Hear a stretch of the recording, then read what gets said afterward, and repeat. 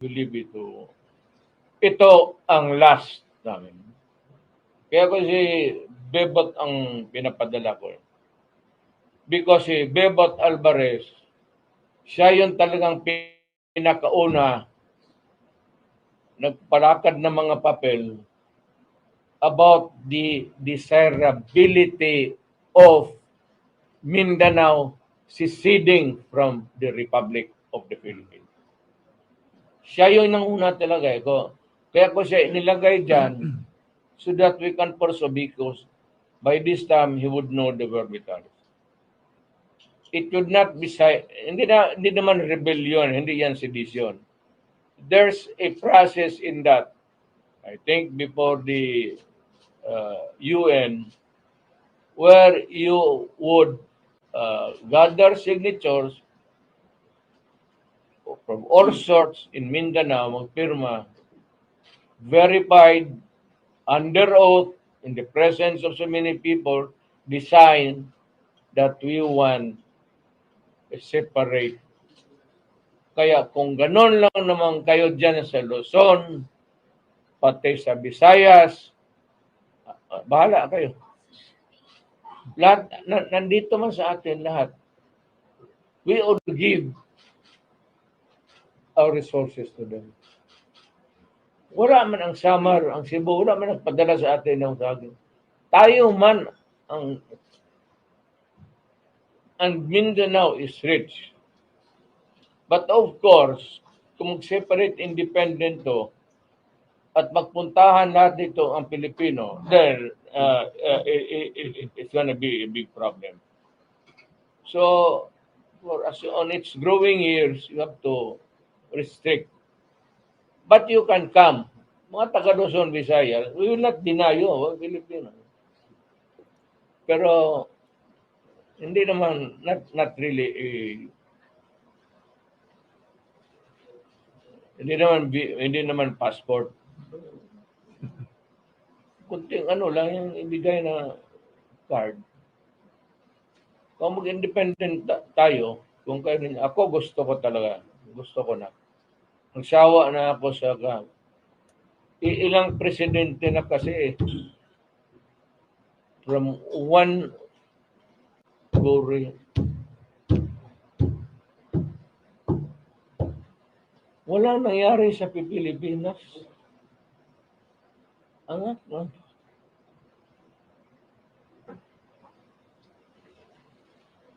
Wala nangyari sa Pilipinas.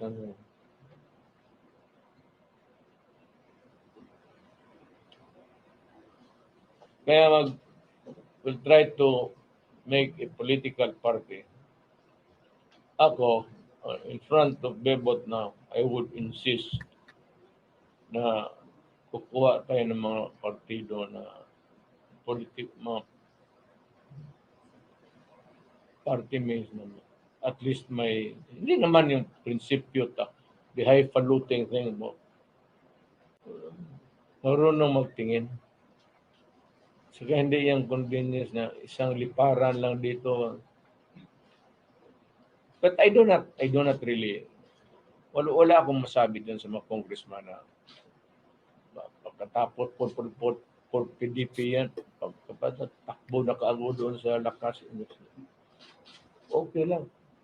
Pati yung mga tao ko, ubos. Pero yung anak ko, pati si Ungab, I understand. Pero kaya sabi ko, hindi tayo magkaintindihan.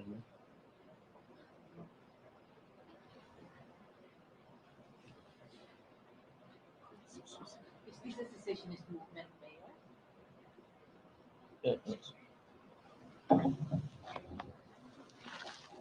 Again? Is this a secessionist movement? Because you wanted to cut out from... No. It has been, it is not a sub rosa thing. Hindi yan by whisper. Talagang openly yan. Bebot has been going around convincing people.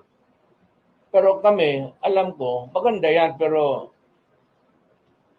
hindi pa wala pa yung dumating yung ano talaga yung nakita na natin yung baski na anong gawain natin, wala tayo. The next president again will be as lousy as the we cannot may ano tayo, may at stake is our future and our children. So, separate na lang tayo. Sir, will this endorse a new president, sir? Ha?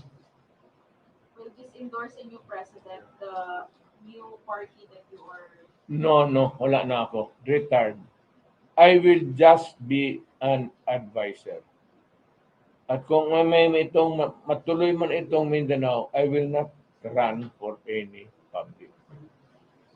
Who is a possible runner, sir? Candidate? Ako, Can you, if not you, who is the possible candidate for that? For the well, bahala ano. Kung sino nandito, mga politiko, mag-convention sila, malinis, walang bilihan. Wala mang ano.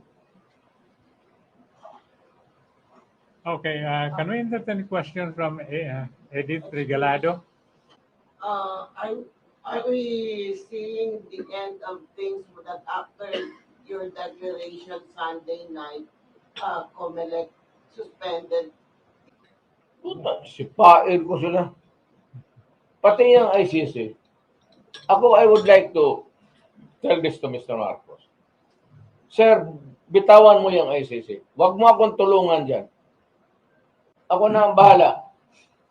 Kasi pag mag-Mindanao State na, si Alvarez na magtago sa akin dito sa Mindanao. Totoo. Dito sa Pilipinas, makapasok sila. Ay, how about Mindanao Republic? Kukulong tayong lahat dito o magkagulo tayo. Tandaan ninyo yan. Pera ng tao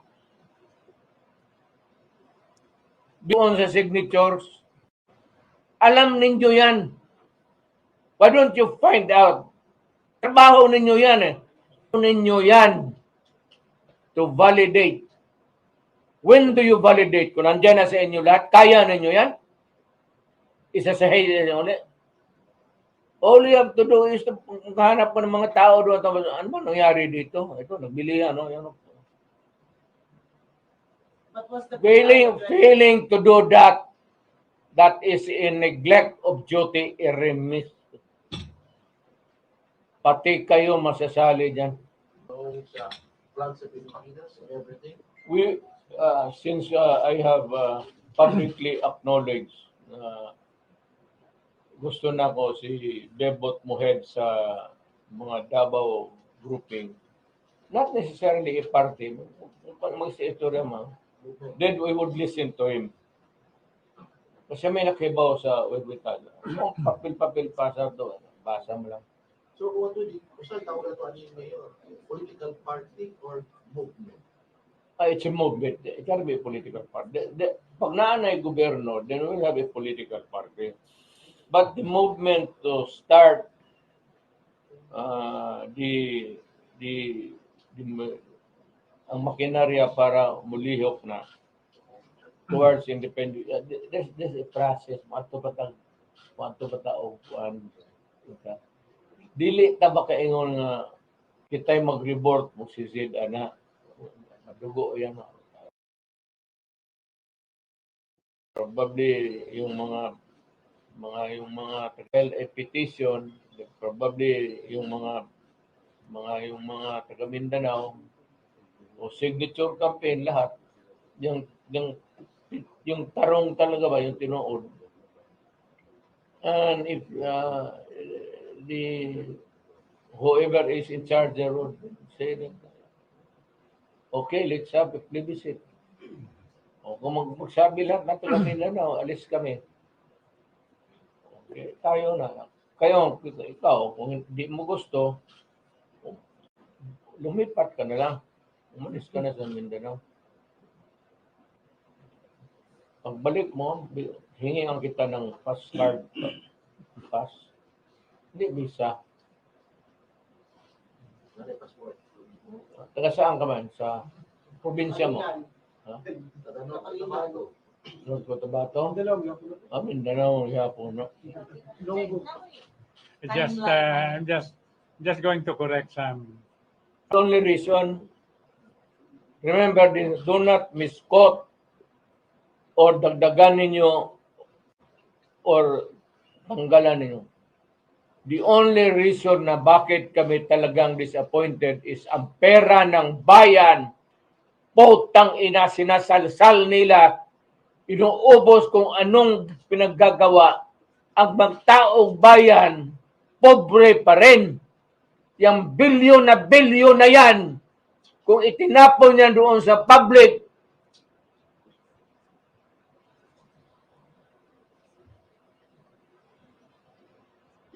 baski na sa bahay. Pambahay na lang. Walang limit ang ano nila. Sabihin namin, sa inyo. Sa amin, alam namin may pera, pero putang ina, wala akong, I would not have a good conscience na gamitin ko yan sa ganong pamaraan. Sabi ng doktor, huwag na. Kaya nga, gusto niya itong fentanyl. I will challenge him. Luneta Park. Oh. Dalawang kamay. Iyo. Congressman Alvarez. Hindi niyo tinanong si Congressman. May tanong ako, sir. Sikat pa naman yan. May tanong ako. Okay. Ito. August 22, 2006, when there was a successful gathering of all the local government executives, per initiative of your leadership, speaker, sir. Ginawa yung forum na yan sa Bukidnon. The last executive to arrive was Mayor Rodrigo Duterte. Pag ma-explain lang o maayo ang objective sa mga local executives, I think we can gather more than that. Yun ang aning magod. Kaganina, ipangutana kung katong decision, kung dili pa bloody, no. Let us take the case of Singapore. When Lee Kuan Yew and the other leaders in Singapore decided to secede from Malaysia in 1963, 64, and 65, wala may bloodshed. Wala. It was peaceful. Istorya sila kuan, no? Na si Lee Kuan Yew allow us to separate from Malaysia. Because maybe in the future, we can help you. So, ang nahitabo, we all know, Singapore ha, tanawa ni. What is the size of Singapore? Exactly as small as Siargao Island of Surigao del Norte. Yun analagan ako. No natural resources, no agriculture. Even the waters of Singapore is imported from Malaysia. Had Lee Kuan Yew and the other leaders then not mustered enough courage to separate from Malaysia, maybe until now, Singapore is still a part of a third world country. But look at Singapore now. Asan Singapore? First world. First world. Karon, i-compare nimo sa Mindanao. Ang Mindanao, daghan og kuan, ay natural resources, agriculture, ay mga tao, no? There is no reason why an independent Mindanao country will not succeed. Wala reason. Ang asset lang sa Singapore isa, good governance. And we have a lot of leaders in Mindanao na maayo sa hibalo magpadagan o gobyerno. Ato, hindi, dili shortcut ha. We have to take the pains of explaining. Sabto na itong katawan. Maayo. Sabto na ito. Naman sila nagpuyo dire sa Mindanao. Naturally, gusto ka na ang imong mga anak na ay kaugmaon. There is no other way for Mindanao to rise, except to chart our own destiny. Congressman, follow up now, sir. Yes. Yes, you started talking about the Mindanao independence during the Georgian Assembly in Mato last December yata yun. Yes, Sabi niyo, iikot kayo sa buong Mindanao. Yes, So, correct. nakakuha na ba kayo ng support, sir, sa mga local chief executives? Honestly, wala pa ako makasugod og tuyok sa Mindanao. Before, yung tuyok ko, I was with Ruben Canwig and Colonel Alex Noble. But now, recently, wala pa ako katuyok. But I intend to do so since this is my last term in Congress. So, pero may mga support na, sir, na nag-signify na support ng mga Ang grupo namo sa una, intact gihapon. Okay. Okay. Sige, pag-uusapan natin yan. Actually, may ang ano natin diyan, ang sabi ni Pangulong Duterte, kapag hindi ninyo inayos ang governance ninyo pertaining to Marcos, maghihiwalay na lang tayo. So, yan yung premise diyan. Hindi yan yung parang whether or not maghihiwalay na kami. So, ang premise niya diyan, ayusin ninyo yang gobyerno na yan. Huwag niyong kamkamin ang pera ng taong bayan. Or, we will separate from Luzon and Visayas. So, ang mangyayari dyan is parang Mindanao State. No? May dalawang model akong nakikita dito eh. Una, ito yung sinasabi ni Bebot Pantaleon, ano? Na which is the model is yung separation ng Singapore from Malaysia. And another model is yung dito sa Hong Kong. Dito sa Hong Kong which is tinatawag natin na Hong Kong SAR, no? Or one country, two systems. So explain muna natin 'yan isa-isa. Unahin natin itong Singapore, no? Itong sa Singapore, kung babalikan natin na ang Singapore historically, talagang part 'yan nung Malaysia. It's only in kailan ba 'yun? No, August 1965 wherein finally the leaders na from both sides, Singapore and Malaysia, agreed, no? Nag-agree na sila na mag-separate. Kasi wala pang Singapore noon eh. Actually, yung transition niyan is started in 1961. So 61, 62, 63, 64. So itong sinasabi nila na movement na under the panukala ni Pangulong Duterte, it will take time. Hindi gaya ng sinabi nila, step by step 'yan. Hindi po agad-agad. Just like the model of Singapore, 61, 62, 63, 64, almost there were bloodshed. Kasi may mga ano 'yan, may mga small civil wars na nangyari in between ng 61 to 64. Kasi siyempre merong ayaw, merong gusto. So there was a division at that time between 61 to 64 na 'yan. Una kasi nangyari diyan, ang Singapore ay part talaga ng Malaysia. Parang ano ba yung tinawag do'n? Fed Malaysia Federal or Federal of Malaysia. So, comprising of Singapore, Sarawak, Malaysia. So, 'yan yung federal na 'yan. Ngayon ang una kasi niyan between 61 to 64, part ng yung federal na ginawa nila, part ng Malaysia yung Singapore. Siyempre ang usapan diyan kung ano yung kita or revenue nung Singapore at the time, i-re-remit nila sa central government. So parang alam mo yun, federal state yung it's a federal state yung Singapore dati. And then may mga clamor yung tao sa Singapore na ayaw na namin ito kasi ganito ganyan, parang rampant yung corruption sa Malaysia, sa federal government ng Malaysia at that time. So parang naisip ni Lee Kuan Yew at that time na humiwalay na lang sila. May maraming mga ups and downs na almost hindi may sa katuparan. May mga civil wars, sabi ko nga eh.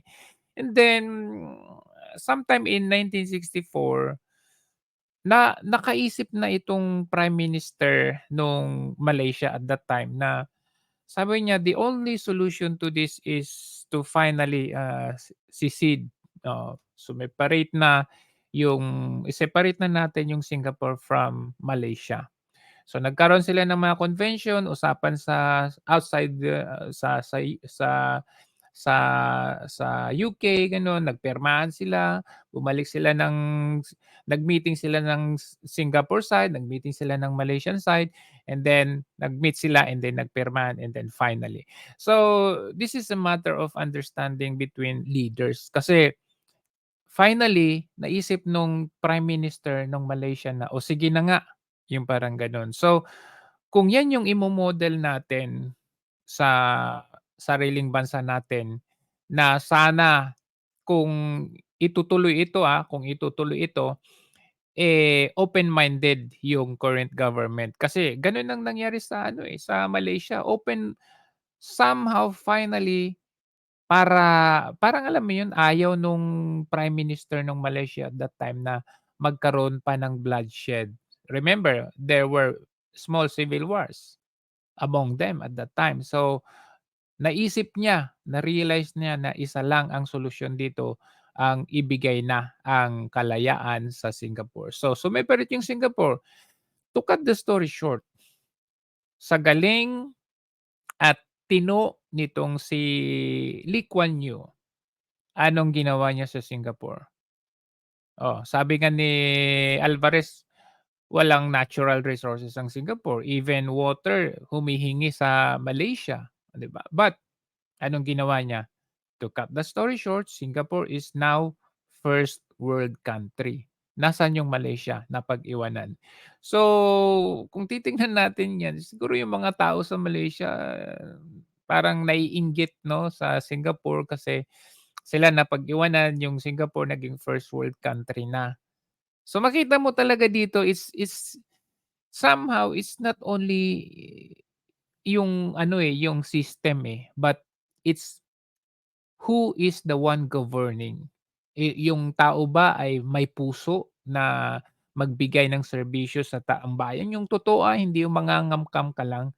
So the likes of Lee Kuan Yew, Duterte, and okay, even FEM, pwede nating isali yung mga yon. But of course, Lee Kuan Yew, kita nyo ang ginawa niya sa Singapore, first world country. And Duterte somehow, marami talaga nagsasabi na nung dumating si Duterte, naging tahimik na yung bayan natin, umaangat na yung antas ng pamumuhay natin. So, continuation ang gusto sana natin which is hindi nangyayari ngayon. So yun yung Singapore model natin. Ito naman na Hong Kong 'no, for example, if ito ika-consider nila, sa Hong Kong naman, dito naman sa Hong Kong is tinatawag natin na one country, two system. So ibig sabihin niyan, ang Hong Kong ay special administrative region. 'Di ba special administrative region din yung halimbawa yung Cordillera, 'di ba? Cordillera Administrative Region. Pero iba kasi yun, Iba yung kasi pa rin, walang independence doon sa Cordillera. Ang mo pa rin, ang government mo pa rin sa central government pa rin.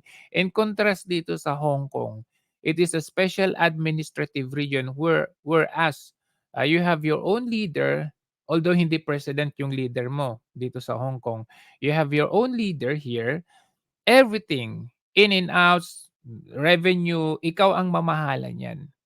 Wala ka nang dapat i-remit sa China, sa Beijing, 'di ba? Wala ka nang dapat i-remit, ikaw nang mamahala dito sa Hong Kong. So gano'n ang nangyayari dito. Ah, Merong dalawang system 'no, I mean, yung Hong Kong system, yung government system ng Hong Kong, and then yung government system ng China. So, iisang country, Hong Kong is still a part of China, but yung sistema nila, iba yung sistema ng Hong Kong, iba yung sistema ng China. Just like for example, 'pag, yung mga taga Hong Kong pupunta ng China, any part of China, um